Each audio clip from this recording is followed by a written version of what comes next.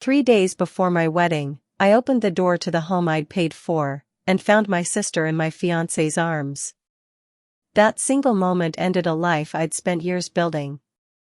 But this is not a story about a woman who fell apart. This is a story about a woman who got even. My name is Clara. I'm 33 years old, and I'm a forensic accountant. My entire career is built on one skill: finding the things people desperately try to hide. I trace dirty money. I uncover fraud buried under layers of paperwork designed to fool everyone else. I am trained to remove emotion and look only at the facts. Nothing in my professional life prepared me for the facts I'd find in my own master bedroom. It was a Tuesday, 3 days before the wedding. I left work early to drop off centerpieces at our new house, a house I'd paid 80% of the down payment on, a decade of careful saving poured into a single address. I let myself in. The house was silent. But a trail of clothing led up the staircase, and I recognized it immediately. Trent's charcoal suit, the one he'd bought specifically for our rehearsal dinner. Further up, a pile of seafoam silk. A vintage Dior dress. I knew exactly whose it was, because I was the one who'd lent my younger sister Brittany the money to buy it. I climbed the stairs without a sound. I pushed open the bedroom door. There they were. Trent, my fiancé of 2 years. And Brittany, my 30-year-old sister, the golden child of our entire family, tangled together in the bed I had paid for. Most brides would scream. Throw something. Demand an explanation through tears. I did none of that. The same analytical mind that dismantles white-collar criminals for a living simply took over. I stepped back. Pulled out my phone. Framed the shot so both of their faces were unmistakable. And I took the picture. The shutter click cracked through the silence like a gunshot. Trent's head snapped up, his eyes wide with pure terror as he scrambled for the duvet. Brittany let out a pathetic gasp. I didn't wait for excuses. I turned and walked away. Trent shouted my name, stumbling out of bed, but I was already halfway down the stairs, my pulse perfectly steady, my mind completely clear. I walked out the front door, locked it behind me, and got into my car. I sat there for exactly 1 minute, listening to the engine idle. Then I opened our family group chat, the one my parents, my brother David, and a dozen relatives had been using all week to coordinate country club outfits for the wedding. I attached the photo. I typed one sentence. The wedding is cancelled. Trent and Brittany can keep the bed. I hit send, watched it deliver to 20 people, tossed the phone onto the passenger seat, and pulled out of the driveway, watching in my rearview mirror as Trent sprinted out the front door in his boxers, waving his arms like a man trying to flag down a plane that had already left. My phone started buzzing before I even reached the highway. My mother's name lit up the screen. I answered, half expecting tears, half expecting her to ask if I was okay. Instead, fury poured out of the speaker. Clara, what is wrong with you? Why would you send something so vulgar to a group chat that includes your Aunt Susan? Do you have any idea how humiliating this is for this family? I kept my eyes on the road. Mom. I just caught my fiancé sleeping with my sister. In my house. And your first concern is Aunt Susan seeing a photo? You are acting completely unhinged, she snapped. You're making a public spectacle out of a private matter. This is going to be the talk of the entire North Shore. You could have pulled Trent aside quietly. Instead you throw a tantrum and embarrass all of us 3 days before the biggest event of our year. Her words washed over me, toxic, heavy, and completely predictable. In her world, appearances were the only currency that mattered. Truth was just an inconvenience to be swept under an expensive rug. You're right, Mom, I said, my voice flat. It is very embarrassing. For Brittany. Caught sleeping with her sister's fiancé. That is not what I mean, and you know it, she hissed. You've always been jealous of your sister. Trent is a successful wealth manager, he's under enormous stress, men make mistakes. But sending that photo, that was a deliberate attempt to destroy her reputation. Delete it. Say your phone was hacked. We are not canceling this wedding. We have guests flying in. I let out a dry, humorless laugh. The wedding is off, Mom. I am not marrying a man who sleeps with my own sister in my own house. I ended the call before she could finish screaming. The silence that followed felt like the last thread connecting me to my family finally snapping. They had made their choice. Now it was time for me to make mine. My phone rang again before I reached the next light. My father this time, Richard. I expected the voice of reason. He dealt in contracts and facts, not hysterics. Instead, his voice came through sharp and commanding, entirely without warmth. Clara, what are you thinking? Your mother is practically hyperventilating. Do you understand how many prominent investors are on that guest list? Trent's partners are flying in. We have senators attending. I listened with a strange, detached calm. Dad. Trent was sleeping with Brittany in my house. Do you really want them at a wedding for a cheating fraud? He sighed, long and heavy, like I was the unreasonable one. Listen. You're the logical one here, so let's be practical. Trent is a highly visible wealth manager, he thrives at galas, at networking events. Brittany is an influencer. She lives for that world. Honestly, Trent fits her lifestyle better than yours anyway. You hate those events. You'd rather hide behind a spreadsheet. I stared straight ahead, my grip tightening on the wheel. Are you actually justifying his affair because of country club dinners? I'm looking at the big picture, he snapped. And the big picture includes $150,000 in non-refundable venue costs. The florals, the ice sculptures, the Michelin-starred caterer, it's paid in full. That money was an investment in this family's image, and we are not throwing it away because your feelings got hurt. You're going to sign the venue rights over to Brittany. We'll simply announce it as her engagement to Trent instead. People love a dramatic romance. His investors still get their party, our friends still get their open bar, and you get to walk away quietly without making a scene. Don't be selfish. Don't ruin this for your sister just because things didn't go your way. He wanted me to hand my own wedding, my dream, my money, my dignity, to the sister who had slept with my fiancé. He wanted to protect his social standing over his own daughter. The audacity of it hung in the air, thick and suffocating, and he waited for my silence, the same silence he'd trained into me for 33 years. I didn't argue. I didn't scream. I simply pressed the button to end the call, and then I turned my phone off completely. The quiet that followed matched the numbness spreading through my chest perfectly. For 33 years, I had played the reliable, invisible daughter, expected to excel quietly, fund my own way, solve my own problems, and never inconvenience anyone. Brittany was the golden child. Ballet lessons, a brand new SUV after she wrecked her car, a catered party the moment she hit 10,000 followers online. When I made senior forensic accountant at one of the top firms in the city, my parents barely said a word. They had always demanded my sacrifice to fund her spotlight. Now they were demanding my wedding too. The true betrayal wasn't Trent climbing into my bed with my sister.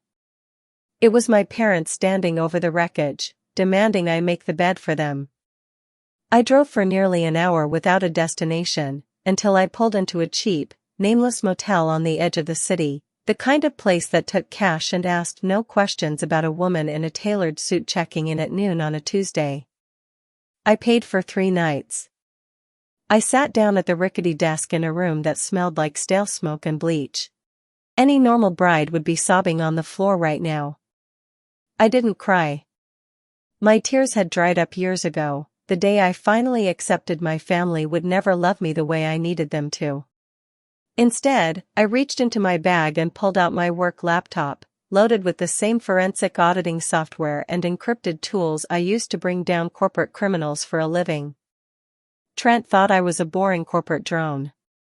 My parents thought I was a spineless pushover who'd always fold to keep the peace. Brittany thought she'd won the ultimate prize. They were all about to learn exactly how wrong they were. I cracked my knuckles, opened the laptop, and let the blue glow fill the dim little room. If they wanted to play games with my life, my money, and my future, I would show them precisely what happens when you make an enemy of a forensic accountant. By morning, my phone, now back on, was already buzzing with a demand from my mother to appear at the family estate immediately. I'd spent the night running preliminary audits, my eyes burning from the screen, but I showered, put on a sharp blazer, and drove to the house I grew up in. The moment I stepped through those familiar oak doors, the scent of lemon polish and fresh lilies hit me. My mother always made the house smell perfect for guests. Clearly, she now considered Trent a guest of honor rather than the man who had detonated my life. In the living room, the scene looked staged for a lifestyle magazine. Trent and Brittany sat close together on the white linen sofa, fingers intertwined, looking disgustingly comfortable for two people caught 24 hours earlier. My father stood by the fireplace with a glass of bourbon, despite it barely being 10 in the morning. My mother hovered behind the sofa like a bodyguard, her hands resting protectively on Brittany's shoulders. I stood in the doorway and folded my arms, refusing the empty chair they'd clearly left for me. No one apologized. No one looked remotely ashamed. Trent actually looked at me with something between pity and arrogance, gently squeezing my sister's hand. "Clara," my father said, breaking the silence. "Glad you decided to be sensible. Sit. We have logistics to discuss for Saturday." "I'm fine right here," I said evenly. Brittany let out a trembling sigh and buried her face in Trent's chest. "You have to understand," she murmured, looking up with wide, glassy eyes. "It just happened. We never meant for this. You were always at the office, staring at those boring reports." Trent was lonely. "I was just trying to be a good friend." Trent nodded solemnly, sitting up to project righteous authority. "It's true, Clara. We've been growing apart for months. You're too obsessed with spreadsheets to ever make a man like me happy. I need someone who understands my world, who can host a dinner party, network with my investors, without questioning every receipt. Brittany makes me feel alive. You just make me feel like a liability on a balance sheet." My mother stepped around the sofa, dabbing at a tear that wasn't there. "He's right, Clara. You've always been too rigid, too clinical. You lack the warmth for our social circles. Brittany is simply better suited for a marriage like this.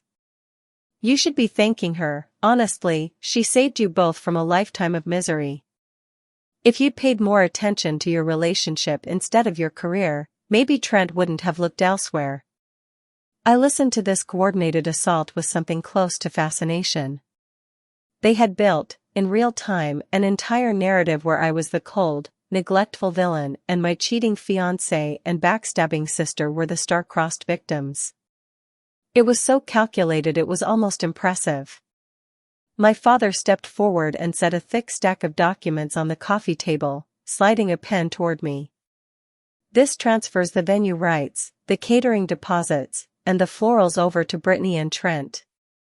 Since you're the primary account holder, the club needs your signature." I looked down at the papers, then up at my family's expectant faces. They were bracing for a fight, a breakdown, a desperate plea. Instead, a slow, genuine smile spread across my face, because I understood, in that exact moment, that fighting them here would accomplish nothing. I was going to destroy them somewhere far more permanent. I picked up the pen and signed every line without hesitation. The relief in the room was instant, and completely sickening. Richard smirked and clapped Trent on the back. Patricia beamed at Brittany. They genuinely believed they had won. I set the pen down, turned my back on their celebration, and walked out the door to go build their coffin. Back at the motel, the stale air no longer bothered me. I locked the deadbolt, shut the curtains, and opened my laptop. I was no longer Clara the jilted fiancé or Clara the discarded daughter. I was Clara the senior forensic accountant, the woman corporations paid a fortune to find the secrets buried deepest in their books. Emotion is the enemy of a clean investigation. I pushed the image of Trent and Brittany completely out of my mind. When I opened my eyes again, I saw only numbers. A memory surfaced, sharp and demanding attention. 6 months earlier, Trent and I had opened a joint savings account for the house and the wedding. I'd funded most of it with a bonus from a major audit. 2 months ago, he'd come to me looking stressed, claiming he needed temporary access to a large sum to cover a broker's commission on a big deal. He promised his own bonus would replace it within a week. I trusted him.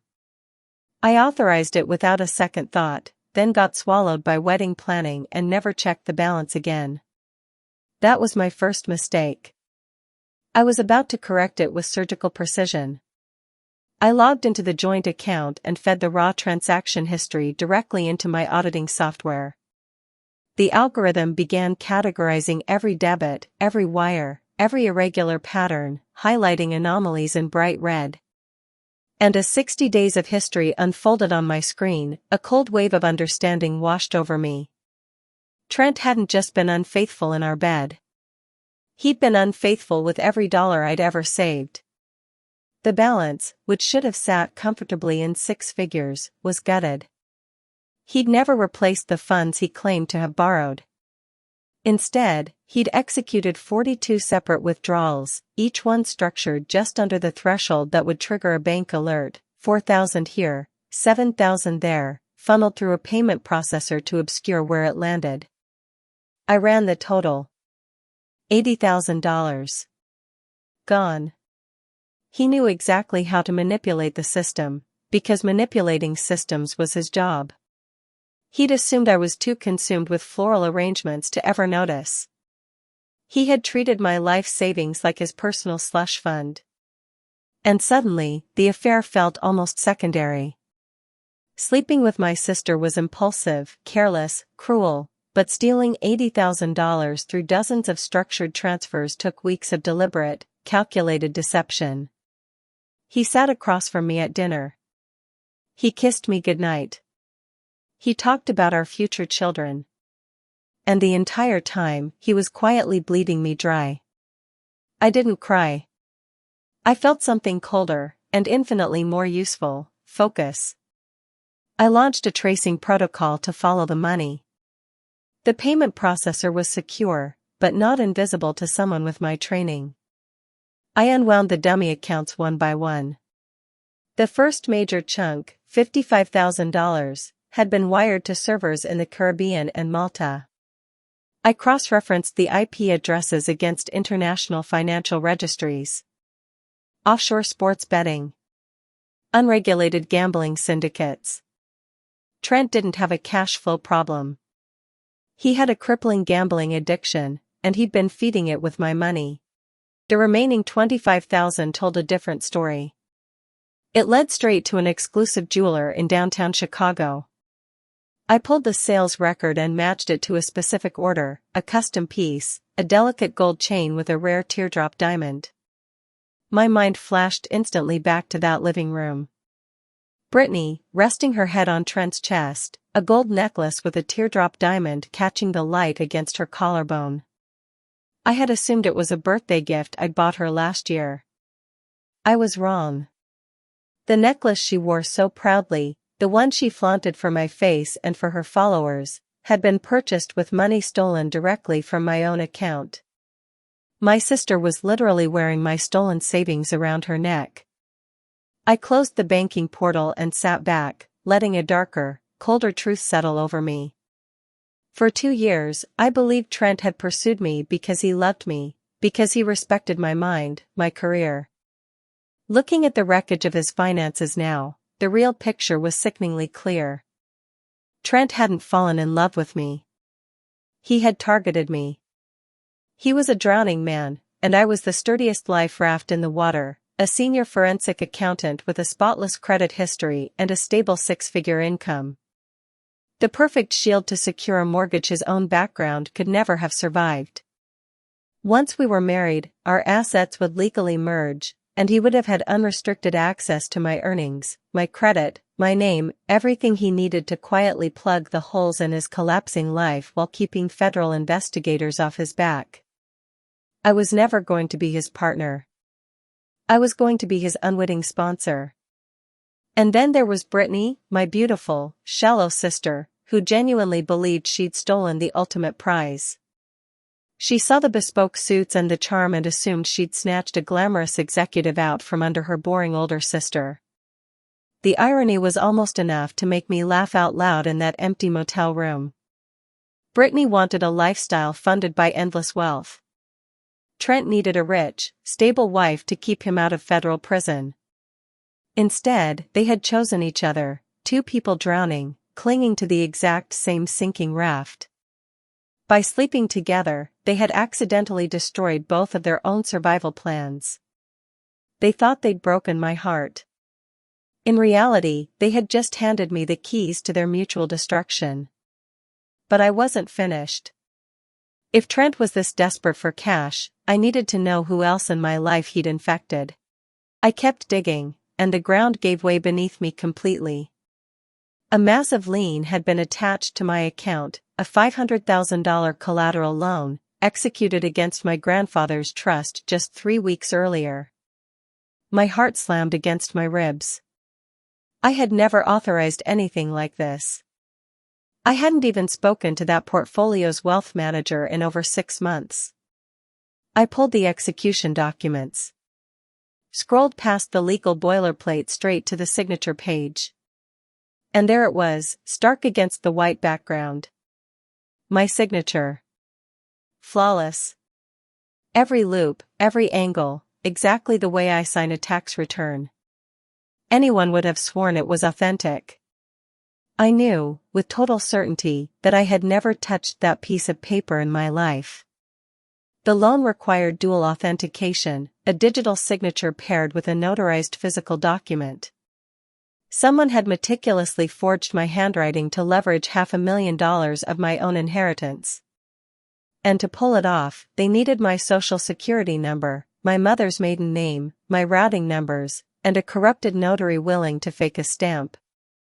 The list of people capable of assembling all of that was very, very short. I ran a trace on the IP address that had originated the loan request. It resolved to a residential network in the North Shore, my father's private home office. I checked the digital notary stamp. It belonged to an administrative assistant working directly under Richard at his firm. The pieces snapped together with terrifying clarity. My parents had forged my signature. My own mother and father had committed federal identity theft to steal $500,000 from my grandfather's trust, all while smiling in my face and demanding I hand my wedding venue over to the daughter who'd betrayed me. This was no longer just a broken engagement. This was an organized criminal conspiracy, run by the very people who raised me. And I was going to burn their entire fake empire to the ground. I traced the disbursement of the $500,000. The bank had split it into 2 wires, exactly as Richard had instructed. The first, $200,000, bypassed my parents entirely and landed in a corporate holding account. I pulled the state business registry. The managing director was Trent. It was a shell company, hemorrhaging cash from every angle, clearly built to catch the overflow from his collapsing portfolio. My father, desperate to keep his glamorous wealth manager son-in-law and preserve the illusion of a perfect wedding, had essentially bribed Trent using my stolen inheritance, plugging the holes in his sinking ship to keep the country club facade intact. The remaining $300,000 told an even more brazen story.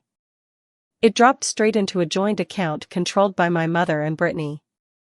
Within 48 hours, $140,000 was wired to a European auto dealership downtown. I opened Brittany's Instagram. There she was, posed against a brand new custom Porsche. Hard work pays off. So blessed for this new chapter. She wasn't manifesting anything. She was driving my stolen trust fund. The rest bled away just as fast: first-class flights to Dubai, $15,000 shopping trips in Paris, monthly retainers for the PR firm managing her online image.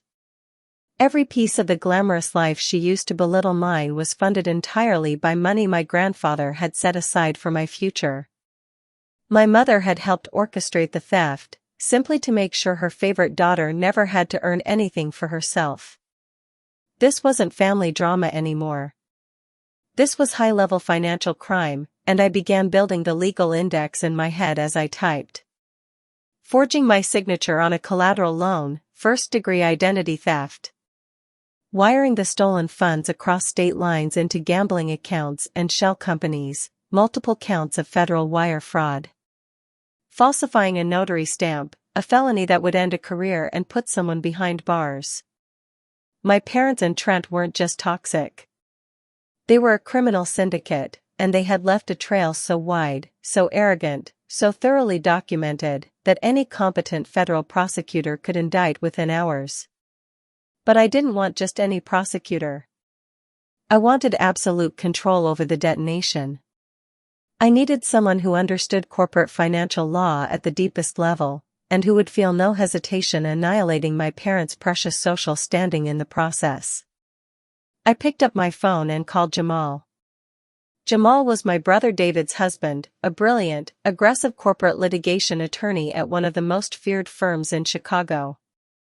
He was also a black man who had spent 7 years absorbing my parents' subtle, relentless bigotry, their passive-aggressive exclusion, their refusal to acknowledge his marriage to David as anything but an inconvenience to hide from their country club friends. He had endured it all with quiet, dignified grace, purely for David's sake. But I knew his brilliant mind had catalogued every single slight. And I knew he despised my parents every bit as much as I did, maybe more. He answered on the second ring, his voice warm with brotherly concern. David had already told him about the cancelled wedding. I cut off his sympathy gently. I told him I didn't need comfort. I needed his legal mind, off the record, away from any family radar. He named a quiet coffee shop far from his office, far from the North Shore. I printed the most damning evidence, packed my encrypted laptop, and drove into the city.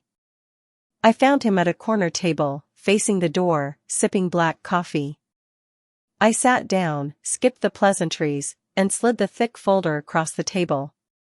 "Trent is a fraud," I said. "And my parents are federal criminals." Jamal opened the folder without a word. I watched his expression shift as he moved through the bank statements, the wire logs, the forged signature, the transcript of my mother laughing about how easily she'd forged my name. He read every page for 20 minutes in total silence. Then he closed the folder, rested his hands flat on top of it, and looked up at me with a sharp, dangerous calm. "Clara," he said. "This isn't a family dispute. This is a coordinated syndicate of wire fraud, identity theft, and serious SEC violations. Your fiancé is facing a decade behind bars, and your parents just handed us the matches to burn their reputation to ashes." He tapped the folder. "So before I mobilize my team, I need to know exactly how far you're willing to take this. Do you want them to grovel and apologize? Or do you want them in federal prison?" I didn't hesitate. The memory of my father demanding I hand my wedding to the sister who betrayed me erased any trace of loyalty I had left. "Both," I said. "I want them to understand exactly what they've lost. And then I want them locked away." Jamal's smile widened into something genuinely thrilled. He extended his hand. I shook it, and the alliance was sealed. We spent that morning mapping the entire operation. Jamal drafted a formal whistleblower complaint to the SEC, built entirely around Trent's fraud, the offshore gambling, the siphoned client funds, the shell companies. We structured it to trigger an immediate, aggressive investigation, timed to detonate on a Friday night, so federal agents would spend the whole weekend digesting the evidence, ready to move the instant Trent believed his new life was secure. Then Jamal turned to my parents. He filed emergency motions to freeze every account tied to me, protecting what remained of my savings and the untouched principal of my grandfather's trust before my parents could drain another cent. He prepared a formal criminal referral for identity theft and wire fraud, attaching the IP metadata from my father's home office and the digital trail of the forged notary stamp. He explained that routing it through the federal prosecutor's office would strip my parents of any protection their local connections might have offered. Their country club friends couldn't save them from the Department of Justice. While Jamal built the legal machinery in silence, my family spent the next 3 days drinking champagne, utterly unaware that a federal judge was already reviewing the exact evidence that would seize their mansion and end their freedom. The rehearsal dinner arrived exactly on schedule. My father stood at the head table beneath a massive chandelier, tapping his glass, beaming with practiced authority. "Trent is exactly the son I always wanted," he announced to the room, and I took a slow sip of water, swallowing the old, familiar sting of his cruelty. Across the room, my actual son, my brother David, shifted uncomfortably beside Jamal, watching our father publicly choose a gambling addict over his own child. My mother made her rounds through the tables, bragging to Trent's investors about the $1 million wedding weekend, laughing about how every penny was worth it to see her darling girl so happy. Every dollar she boasted about was already being tracked by federal investigators.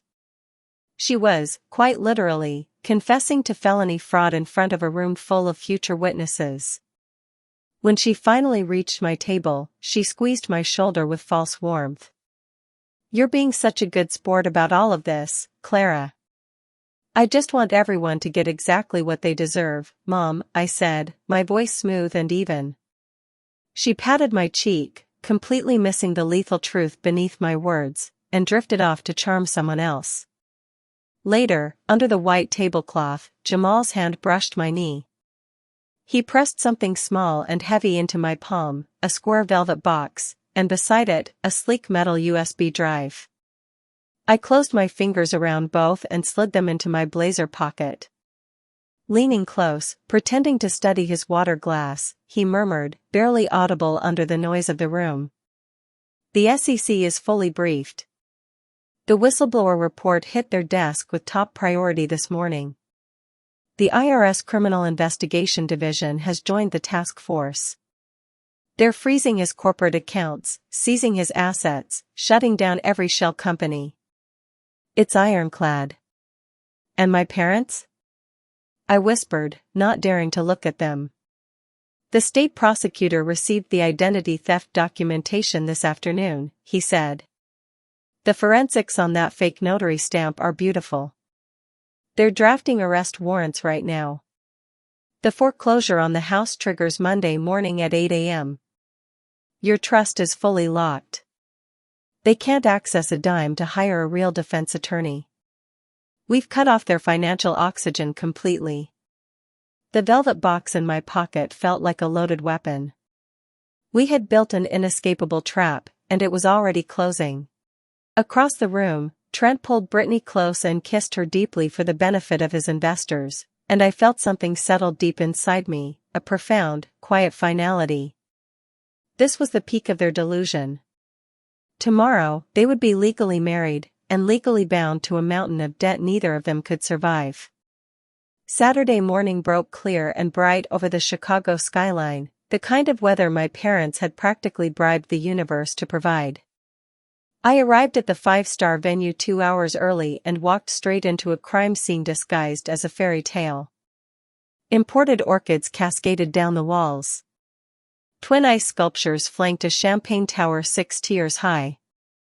I knew, almost to the dollar, how much of my grandfather's trust had paid for every flower in that room.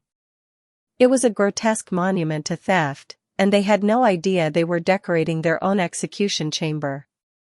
My mother intercepted me in the hallway before the ceremony, pulling me into a quiet alcove, her voice dripping with condescension. "I'm so proud of you for finally accepting your place," she whispered. "You were never meant for a man like Trent. He needs someone who shines. You've always been too plain, too obsessed with your numbers. Brittany is simply giving him the life he deserves. Be grateful she saved you from a marriage you could never handle." I looked her dead in the eye and let my voice go perfectly smooth. "You're entirely right, Mom. They deserve each other completely. And I promise you, they're going to get exactly what they've earned today." She smiled, missing the thread entirely, and patted my cheek before disappearing back toward the bridal suite. The ceremony unfolded exactly as designed. Brittany glided down the aisle glowing with stolen victory. Trent waited at the altar like a king surveying his kingdom. They exchanged vows about trust and honesty with a hypocrisy so thick it was almost suffocating, and sealed it with a kiss while 300 wealthy guests applauded. But the true turning point came 10 minutes later, in the private signing room.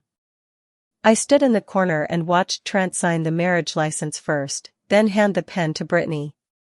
She signed her name beside his, beaming. The ink dried. And the trap clicked shut with an invisible, permanent finality. They were legally married now, and under the law, every ounce of Trent's catastrophic debt now belonged to her too. The golden child had just anchored herself to a sinking criminal ship, and she had absolutely no idea.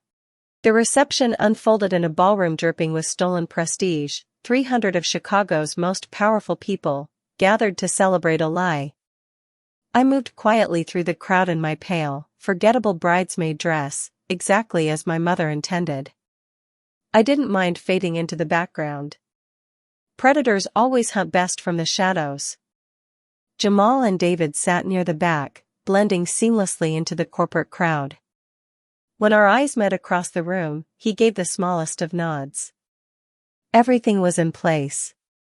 The dominoes were aligned in the dark, waiting. Dinner service wound down. The lights dimmed for the toasts. The best man delivered a hollow speech about Trent's loyalty that nearly made me laugh out loud. My father followed with a booming monologue about family legacy, shooting me a cold, warning glare as he stepped off the stage, a silent order to sit still and accept my defeat quietly. Then it was my turn. The room fell into an expectant hush as I rose from my seat. I reached into my blazer and pulled out the small red velvet box, the metal drive concealed in my other palm. I walked toward the stage with slow, deliberate steps, and the entire ballroom watched me with a mixture of pity and morbid curiosity. They all knew the backstory. They were bracing for a tearful, broken speech from the jilted sister, generously allowed to witness her more beautiful sibling's triumph. Brittany leaned forward, smirking, ready to drink in my humiliation. Trent crossed his arms with open disdain. My mother gripped the edge of her table so hard her knuckles went white. I stepped up to the microphone. I set the velvet box down gently on the podium. I looked out at 300 arrogant, expectant faces, and I tapped the microphone twice. The sharp sound cut through every remaining whisper. "Good evening," I began, my voice carrying clean and steady across the room. "For those who don't know me, my name is Clara. I'm Brittany's older sister. Until exactly 72 hours ago, I was also Trent's fiancé." A collective gasp rippled through the crowd. My mother's face drained of color. My father half rose from his chair. Jamal shifted his stance nearby, silently daring him to move another inch. "Tonight, we're gathered to celebrate a very specific kind of union," I continued. "One built on shared ambitions, and secrets kept in the dark. It's customary for the maid of honor to reflect on the couple's journey. So tonight, I want to give my sister and her new husband a gift that truly reflects exactly what they've given me." I slid the USB drive into the presentation laptop.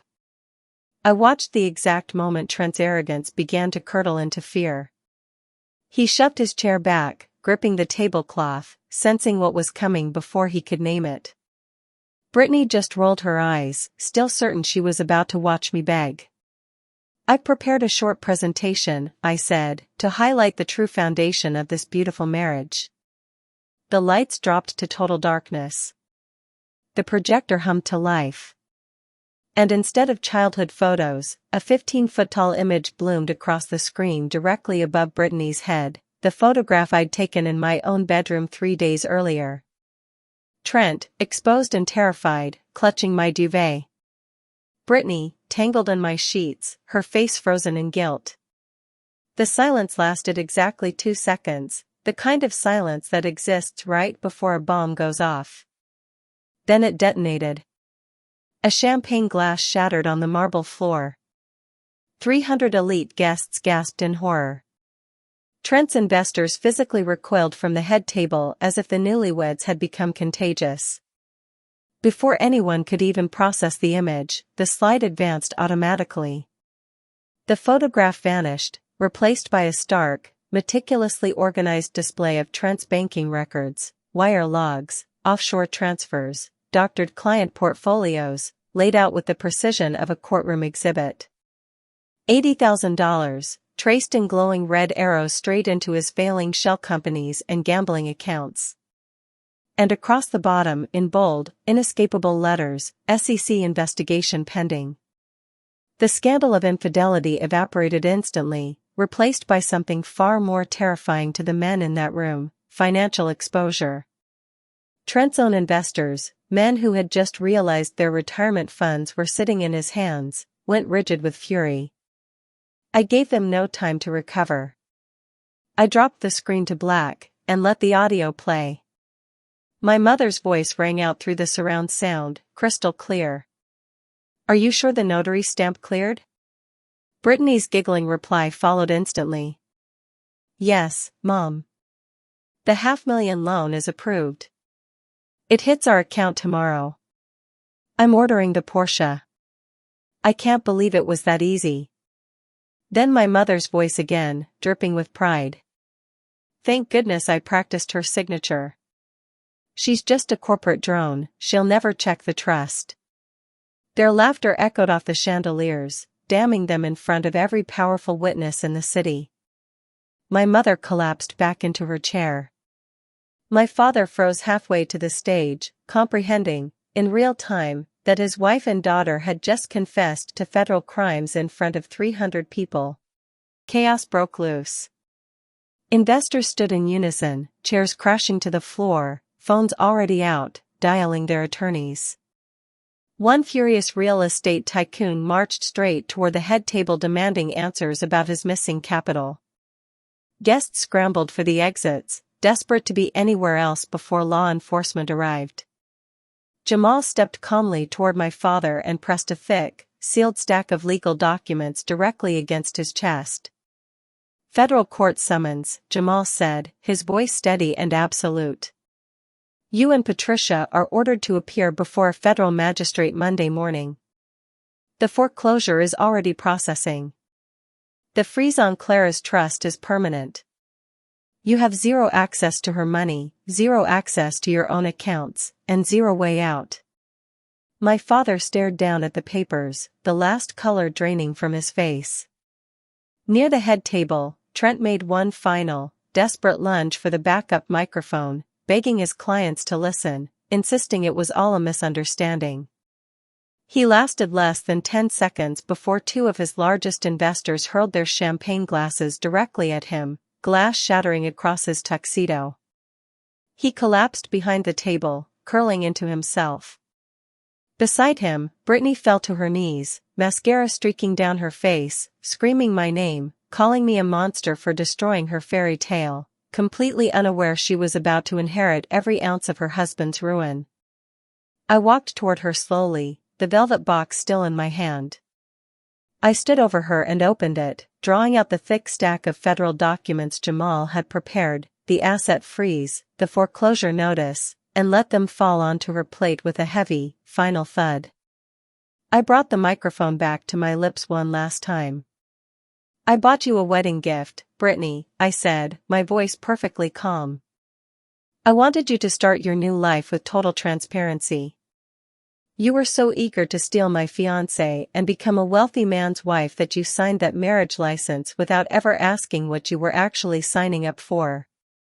You didn't secure a lifestyle. You tethered yourself to a man who owes millions in federal restitution. It's yours now too. I let that land before continuing. By Monday morning, every account you share will be frozen. They'll seize the Porsche. They'll liquidate your wardrobe to repay the people he stole from. And don't bother calling mom and dad for a bailout, the feds are seizing their house at the exact same hour. You took my fiancé. I took your entire future. Enjoy the spotlight. It's the last thing you'll ever have. I let the microphone drop from my hand. It hit the marble floor with a crash of feedback that made the whole room wince. And then I turned my back on the wreckage of my family and walked away, Jamal and David falling into step on either side of me, clearing a path through 300 stunned faces as we walked straight out the front doors, leaving their empire smoking behind us. 1 month later, I sat behind a mahogany desk on the 40th floor of my firm's downtown headquarters, a corner office that came with a new title, Regional Director of Corporate Investigations. The promotion had come fast, and it had come easily, once my firm saw exactly what I was capable of. Jamal called that morning with the final tally. Trent had tried to run. When the SEC froze his accounts and federal agents raided his firm, he abandoned Brittany and fled toward the airport with a duffel bag full of cash, caught by the FBI mid-flight line, handcuffed to a bench in front of hundreds of travelers. He took a plea deal rather than face trial. 10 years, minimum, in federal prison. His license revoked permanently. He'll walk out an old man, still owing millions in restitution. Brittany's downfall played out in public, in real time. Her Instagram empire collapsed within days, her followers turning on her the moment the fraud broke. Every sponsor dropped her within 48 hours. And because she'd been foolish enough to sign that marriage certificate, she inherited his debt completely, the Porsche seized, the designer wardrobe liquidated, her wages garnished for the rest of her working life. She now spends her days behind a desk at a strip mall real estate office, permanently exiled from the life she once flaunted. My parents lost everything on schedule. Escorted off their North Shore estate by sheriffs. Every account frozen. No money for real representation, forced to rely on public defenders while awaiting trial. Their entire social circle vanished overnight, the same women who once drank my mother's wine now cross the street to avoid her. Last I heard, they were living out of a roadside motel, waiting for a judge to decide how many years they'd spend paying for what they'd built on lies. Jamal finished his report and wished me a good morning. I sat in the quiet of my new office, letting the full weight of justice settle over me like something warm. Then my personal phone rang. Unknown number. I answered, and said nothing. Ragged breathing. A broken sob. Clara. Please don't hang up. My mother's voice, small and stripped of every ounce of her old arrogance. She was crying from some cheap motel room, the traffic humming faintly behind her. We have nothing left. Your father can barely get out of bed. Please, call the prosecutors. Drop the charges. We made a mistake. We're still your family. I let her plead for exactly 3 seconds. I felt nothing, no anger, no grief, no satisfaction. Just a clean, professional stillness. I don't know anyone by that name, I said, and I hung up. I blocked the number before I'd even lowered the phone. I walked to the window and looked out over the city, watching the morning traffic move like a river of endless possibility. For 33 years, I believed I owed them my loyalty simply because they had raised me. I let their toxic expectations define my worth, and I accepted their cruelty as the price of belonging. Standing there, finally free of their grip, I understood something I wished I'd known decades earlier. Cutting out a poisoned bloodline doesn't leave you empty. It clears the rot out of your life and makes room for real peace. The truest revenge was never about matching their cruelty. It was simply this: moving forward and thriving without them. I closed their account. I zeroed out the debt they owed my heart. And I built something entirely my own, on a foundation of truth, boundaries, and complete independence. I am no longer the reliable scapegoat, waiting quietly for scraps of approval. I am the architect of my own future. And no one, not blood, not history, not guilt, will ever be allowed to touch my ledger again.